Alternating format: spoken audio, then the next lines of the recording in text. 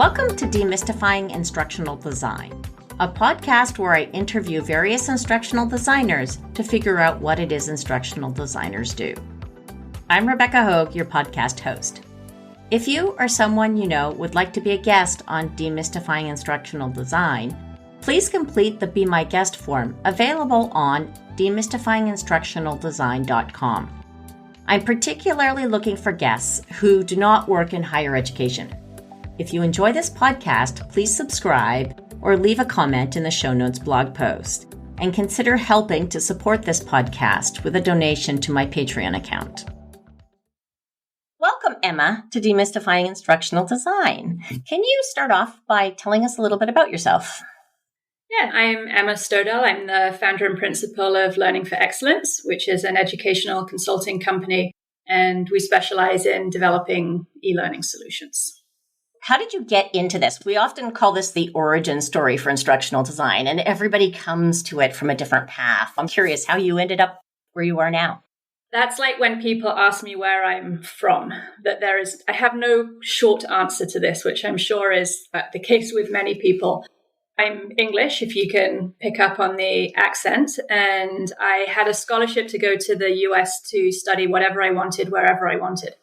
And I put my two loves together and went to the States to do a master's in sports psychology and fell in love with it, decided I wanted to go on and do my PhD, and picked a professor who I wanted to work with in Canada. And so moved up to Ottawa to work with Terry Orlick at the University of Ottawa.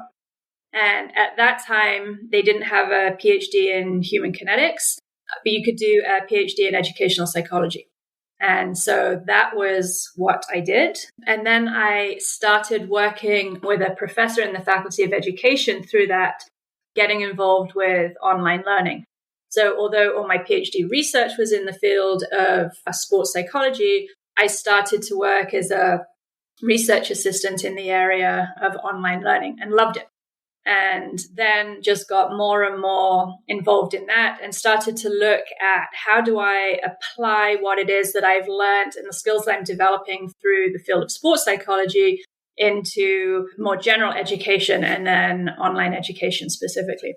Having ended up in Canada with the goal of becoming a sports psychology consultant, I pivoted and then became an educational consultant, really using sports psychology principles to enhance behavior, improve performance, and Learning for Excellence was born, and I've never looked back. I love the way that you've been able to combine your backgrounds into things. How do you describe to people what you do? I'd say my big mission is to develop education that enacts behavior change. And really thinking about how do we figure out what it is we want people to be able to do differently in order to be able to improve their performance, whatever that may be, in business, in life, in sport, whatever it is. And then how do we put education together, or how do we design education in order for that behavior change to happen? Yeah, so really for me, it's how do we create these great learning experiences that make a difference? What types of projects do you find fun? Pretty much all of them. I'm probably in a fortunate enough position. I was trying to figure out this morning how long I've been doing this. And I think I'm probably coming up to 20 years now, which is a little scary. But I think I've also got to the stage where I know what it is I'm good at, what type of projects I'm good at and where I can help. And then so starting to make decisions about the type of work that I do and working with clients whose values align with mine and who get education and who get online education and who are interested in exploring different ways of doing things. And it's more about learning as opposed to, I often find there's mandatory training and really all that people care about is getting that check mark at the end of it. And it's a hoop that needs to be jumped through. And whether anything is learned, whether there's any behavior change at the end of it, seems secondary to, as long as you've got that green check mark in your transcript, then everyone's happy and we can move on. Who are your typical clients? I have two main client streams, really. One is national sports organizations within Canada. And so I'll work with them to develop coach education, volunteer education, officials education. And then the other main client base I have is medical education. So I do a lot of work with the Faculty of Medicine at the University of Ottawa for mainly physicians in training, but not exclusively so, also physician professional development, and then also the local hospitals. So I'm really fortunate because I get to work with really smart people, and I get to work with people who are really passionate about what it is they do. So that makes my job fun. You mentioned that you found your niche for what you like to do. Can you describe what your niche is? I'm really passionate about creating e-learning experiences that make change. So I would say my niche is working with people when that is their objective. And so when people come to me and say, oh, we need to ensure that people have read this. And can you put it into e-learning? Or we need to make sure that people understand this. Can you put it into e-learning? And I'll have a conversation with them around, do you really want them to just read it, or do you want them to actually be able to apply that policy or do something different as a result of that policy? Because if you do, then I'm happy to work with you in order to figure out how we design learning around that. But really, if you're just looking for, we need to check that someone's read it, how about you put it into a PDF? It's not clear to me why you're invested in spending money in this. So most of the time, I would say I'm able to educate and coach them to understand the difference between the two and move in the direction so that we can make a difference through this. Sometimes it just needs to get up there. And my response is usually just, I don't think I'm the right person for you. And we'll sort of direct them off somewhere else. So I don't really know whether that's answered your question or not. I think the niche, is within the areas that I work. So I'm known within the community of the National Sport Organization, Special Olympics Canada, Coaching Association of Canada. I do a lot of work for them. And then within the medical field as well. And I'm very fortunate that all my work comes to me through word of mouth. What are the typical things that you do when you're working on a project? A lot of research, a lot of writing, a lot of problem solving, a lot of figuring out how things come together, a lot of project management, really. Yeah, I think every project I do is a little bit different because sometimes clients will come to me where they have the content and it's been like maybe they've been using it in a face-to-face setting. And so it's how do we repurpose this for an online setting? But some people it's very broad and it's really just the very beginning of an idea. And I'll sort of get it, we want to do a module on blah, blah. And so then I'm really working with them to, what does a module on blah, blah even mean? Who is our target audience? And what are the objectives going to be? And how long do you want this to be? And what can we really achieve within a 20-minute module or an hour module or a 3-hour module? And sometimes I have the content, but sometimes I really just have to go and immerse myself in whatever the topic is and come up with an understanding of it and then go back to the client and say, this is what I've been reading about. This is what I'm thinking about this. Is this the type of thing that we're looking for? And that just becomes the springboard for how we move forwards from there. So sometimes it really is, it's a lot of research and it's a lot of delving into new topic areas. And sometimes I feel I'm writing my second PhD because I get so immersed into a topic and researching that and trying to understand it to figure out for this target audience, what are the types of things that we need to learn. But yes, it's a lot. Sadly, it's a lot of sitting in front of a computer screen, which I don't love, but the work is rewarding and satisfying. So I'm willing to chain myself to my chair. What other professionals do you work with when you're creating an e-learning project? We have a very small team. I have the developer who creates the module within. We typically use Articulate Storyline and Articulate Rise.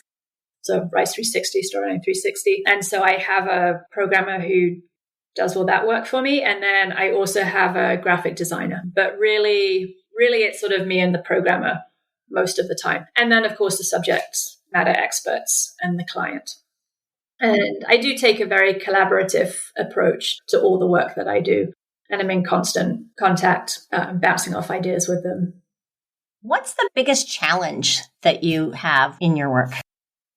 I think It is defining scope with the client often. I feel that what starts as we want a short 20-minute module, it then becomes very hard to keep it as a short 20-minute module. And it's quickly expands and becomes much, much larger. There's a client that I'm working with recently, and they said we want 2 90-minute modules, and we've ended up with two to 3 hour modules. And they're okay with that. But I think that's the challenge, is when you start working with a subject matter expert, they are an expert for a reason, and they have all these great nuggets, and it's a matter of figuring out which of these nuggets are relevant for what is going to be a short e-learning module. So that for sure is a challenge. I think, like, for me on a day-to-day basis, where I shouldn't say struggle the most, but what I have to grapple with the most is figuring out how all the pieces of the puzzle for a certain topic come together. A client might say, we want to do a module on X. And I have to figure out, okay, what are all the big bucket topics that would fall into that? How do they come together? How do we make everything flow? How do we make it intertwine? How do we make all these little pieces come together as a cohesive picture at the end? And that can be challenging. Sometimes it's wonderful and it all just falls into place. But I would say that's the part that requires the most mental energy from me on a project by project basis. What skills do you find most useful in your work?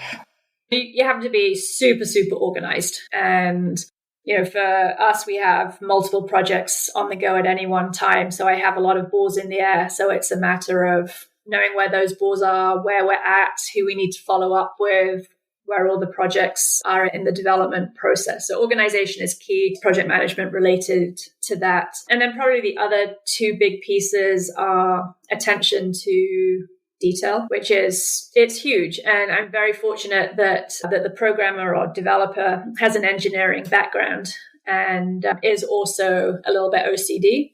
And so everything that he does, and his sort of little mantra is everything's pixel perfect.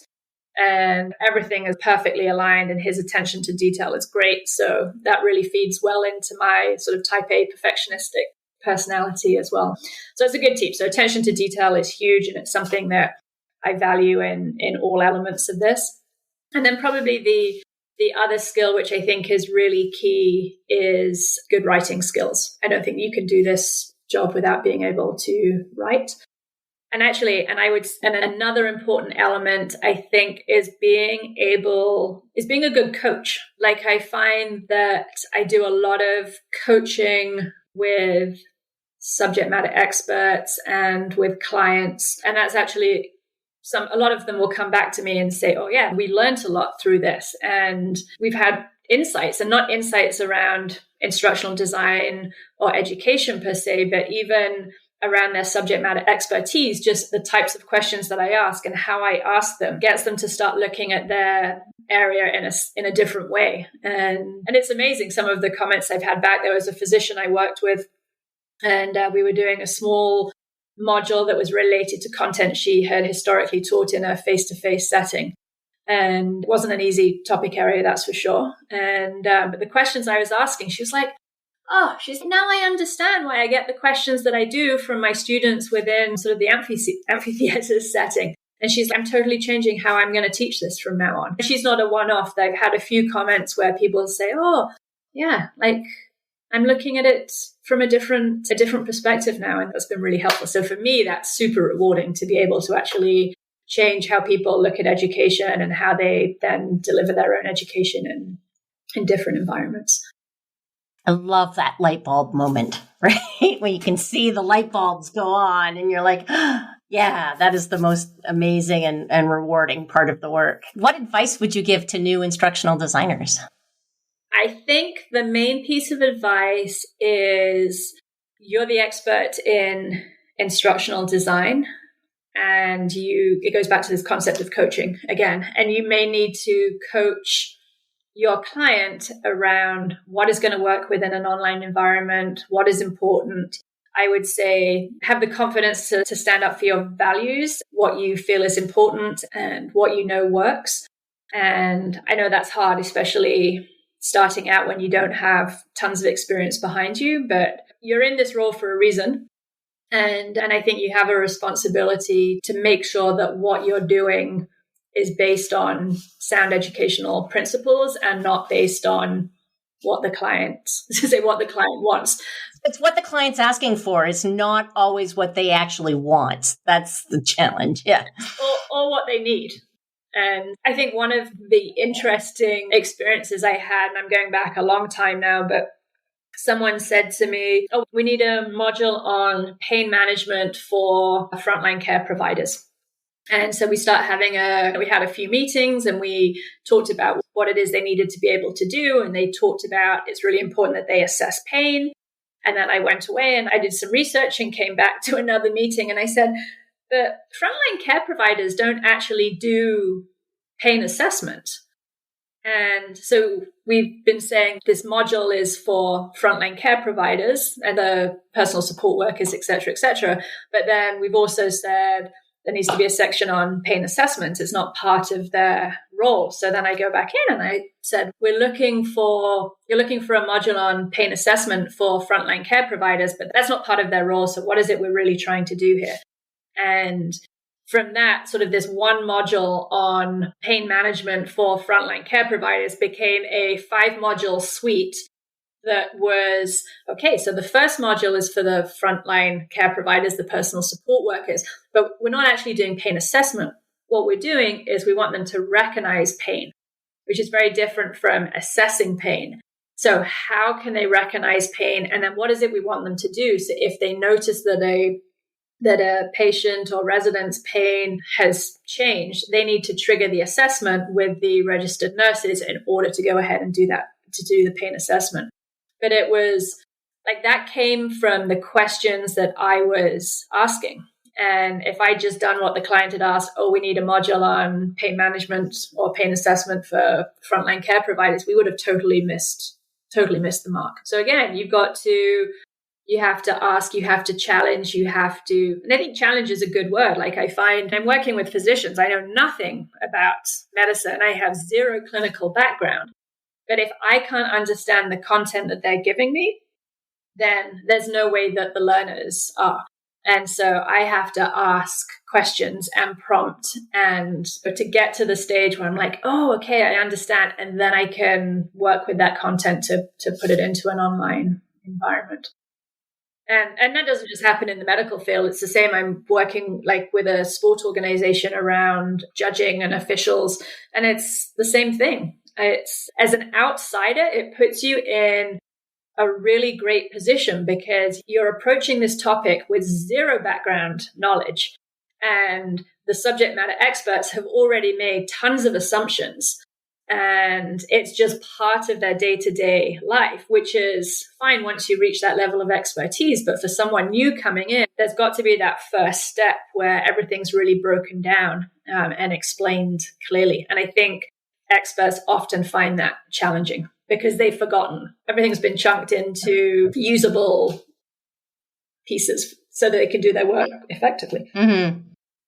That really puts things into context for a lot of people. But I really also like that you talk about how the skills are the same, regardless of which audience you're working with. Like you still need to be able to ask good questions and do a really good interview. That's the important part of the work. Yes, I think that's a really good way of summarizing it. What's your prediction for the future of instructional design?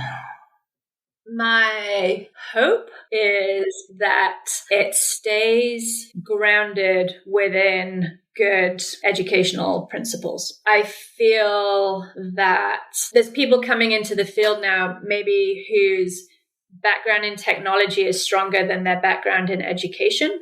And I feel that sometimes it's the technology that's driving decisions. I also often wonder whether when it's the same person doing the educational design and the technology design, whether there is the decision of, oh, well, it will be way easier if I do it this way than that way. And so the education gets compromised because it's going to make it easier from a technology perspective.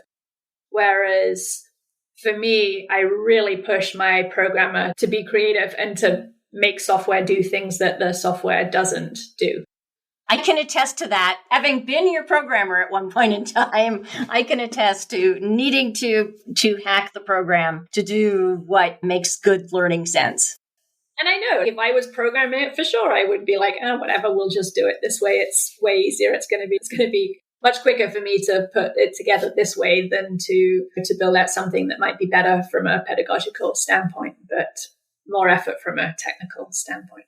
I hope that education stays at the forefront. I hope there is a shift away from information dumps followed by short-term memory tests, which sadly there's way too much e-learning out there that takes that format. It's here's the information. Now I'm going to test you on it. I don't think that's an effective way to teach and to enact behavior change. So I hope we move away from that. I'm interested to see where the field goes with gamification. I think when you look at gamification now, it is technically heavy to develop. Like it's a lot of visual pieces. And I think we don't need to go there. And how to use gamification principles to create e-learning without needing to design video games. And I know that the two things are not the one. Gamification does not mean gaming, but that's an area where I think is going to get interesting. And where we struggle is when I think about like good gamification principles, thinking about leadership boards, thinking about badges, like encouraging people to keep redoing elements until they've learned it and trying to get a better score or whatever it is. Often you need the technology to support that. So how do you create a leaderboard within the standard learning management systems that exist out there? And so how can you do this at a price that's affordable for the client? And that's sort of the big questions we're asking ourselves. Excellent. Thank you very much for this interview. I think that you've provided a lot of great insight into what instructional designers do. Thank you. It's been great to see you and to reconnect with you and to have this conversation. Thanks for the opportunity. You've been listening to Demystifying Instructional Design, a podcast where I interview instructional designers about what they do. I'm Rebecca Hogue, your podcast host. If you or someone you know might like to be a guest on Demystifying Instructional Design, please complete the Be My Guest form available on demystifyinginstructionaldesign.com. Show notes are posted as a blog post on demystifyinginstructionaldesign.com. If you enjoyed this podcast, please subscribe or leave a comment in the show notes blog post.